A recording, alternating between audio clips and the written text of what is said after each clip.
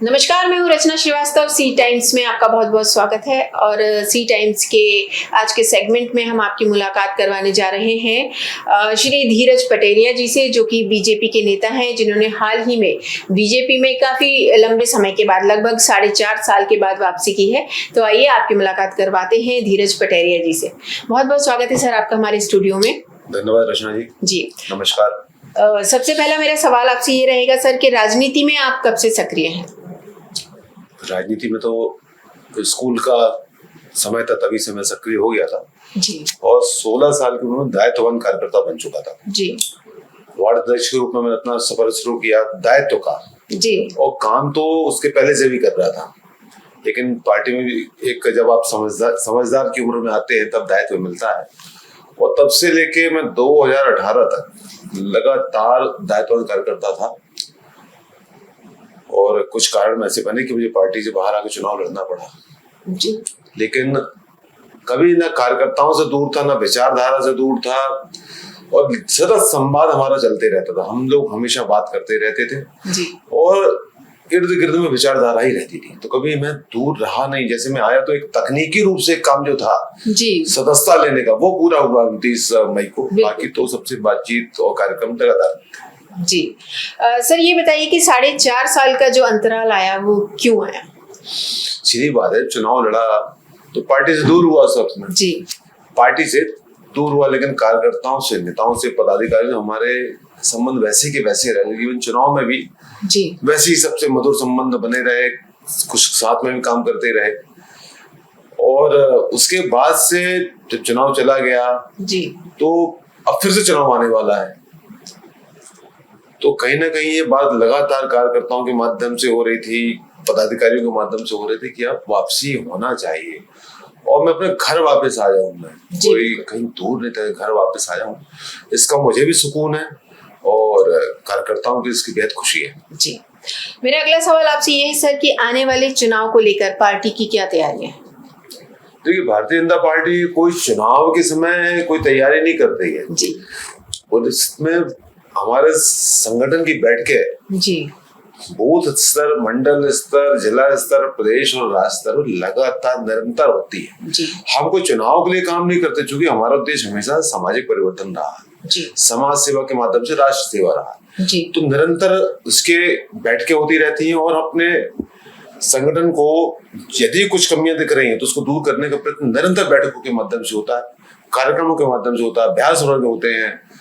तो चुनाव के लिए बस पार्टी तैयार हो रही है इसलिए नहीं होता, लेकिन चुनाव के समय विशेष रूप से तैयारियां होती हैं जी। पार्टी जब चुनावी मोड में होती है तो अपने कार्यक्रम जो है जनोन्मुखी करती है जी। अंदर के कार्यक्रम कम होते हैं और जनता के सामने ज्यादा कार्यक्रम होते हैं, ऐसे कार्यक्रम हो जाते हैं। तो भारतीय जनता पार्टी का संगठन जो है जी, वो कार्यकर्ता आधारित है। तो हमारे कार्यकर्ता इस मामले में बहुत ज्यादा विशेषज्ञ हैं संगठन के, हर कार्यकर्ता। तो हम चुनाव के लिए पूरी तरह से तैयार हैं, ये बात कही जा सकती है जी। जैसे कि हम जानते हैं कि 12 तारीख को प्रियंका गांधी जी आ रही हैं और 21 को मोदी जी आ रहे हैं, तो आपका क्या कहना है इस बारे में, और क्या ये कहीं चुनाव से जोड़कर देखा जा सकता है इसको? प्रियंका जी का दौरा निश्चित रूप से विशुद्ध चुनाव की दृष्टि से है जी, और मोदी जी विश्व योग दिवस के कार्यक्रम में सम्मिलित होने आ रहे हैं। और विश्व योग दिवस के 21 जून को कार्यक्रम जब से केंद्र सरकार बनी है जी, उसने बनाया, तो वो मोदी जी हर जगह कार्यक्रम रहते हैं, तो उस कार्यक्रम को चुनावी कार्यक्रम नहीं मान सकते। और मोदी जी वैसे भी चुनावी कार्यक्रम बहुत कम करते हैं जी। अब जैसे कार्यक्रम होता है मन की बात जी, वो माह के अंतिम रविवार में होती है, तो उसमें जो संदर्भ होता है वो तत्कालीन विषय होते हैं उस पे होता है जी। और योग दिवस जो है वो हमारा ऐसा विषय है जिसपे भारत गौरव कर सकता है जी, कि विश्व इसको अपना रहा है, इसलिए वो योग दिवस भारत में नहीं, विश्व योग दिवस है वो। तो वो वैश्विक कार्यक्रम में आ रहे हैं, कोई राजनीतिक चुनावी कार्यक्रम में नहीं आ रहे जी। सर ये बताइए कि विपक्ष की तरफ से आपको किन किन चुनौतियों का सामना करना पड़ता है? देखिए, विपक्ष का काम ही चुनौती देना जी। विपक्ष का काम, यदि वो चुनौती नहीं दे पाएगा तो उसको अच्छा विपक्ष नहीं माना जाएगा जी। तो जो वो चुनौतियां खड़ा करता, प्रश्न खड़े करता, तो उसका काम है सरकार पे सवाल खड़े करना उसको पूरी ईमानदारी से करना चाहिए।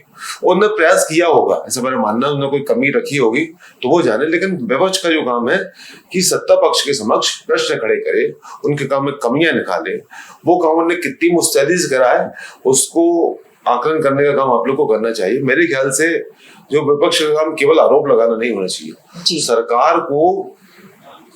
सरकार के साथ आकर काम करना भी एक होता कि हम विपक्ष हो चाहे सत्ता पक्ष हो, काम तो सब प्रदेश की जनता के लिए करते हैं। बिल्कुल, बिल्कुल। तो उसमें यदि वो चुनौतियां करें उसको सकारात्मक भाव में लेना है हमको।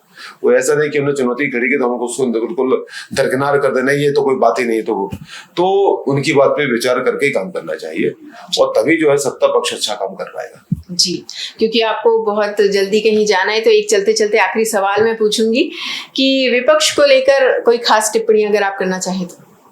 नहीं, मेरे ख्याल से हर पार्टी जो है हर धर्म अच्छी बात सिखाता है जी, हर सरकार जनता के कल्याण के लिए काम करती है।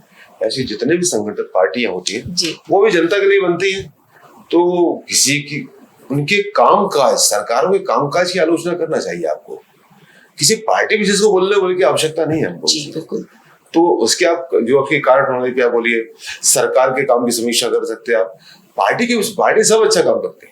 जी, बिल्कुल, बहुत अच्छी बात कही आपने और बहुत बहुत शुक्रिया इतने शॉर्ट नोटिस पे और इतने लेकिन कम समय के लिए आप आए हैं, बहुत बहुत शुक्रिया आपका। निश्चित रूप से हमारा लंबा बैठना भी कभी होगा जरूर। जी, बिल्कुल, बिल्कुल। हर प्रश्न का उत्तर देने जरूर आऊंगा। जी, बिल्कुल। नमस्कार। नमस्कार। तो ये थे धीरज पटेरिया जी, जिन्होंने बहुत ही बेबाकी से हमसे बात की। हालांकि टाइम बहुत कम था, लेकिन जितने भी सवाल हमने पूछे उनका काफी अच्छे से उन्होंने हमें जवाब दिया, हमको आश्वस्त किया।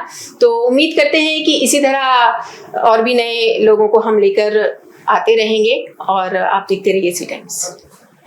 नमस्कार।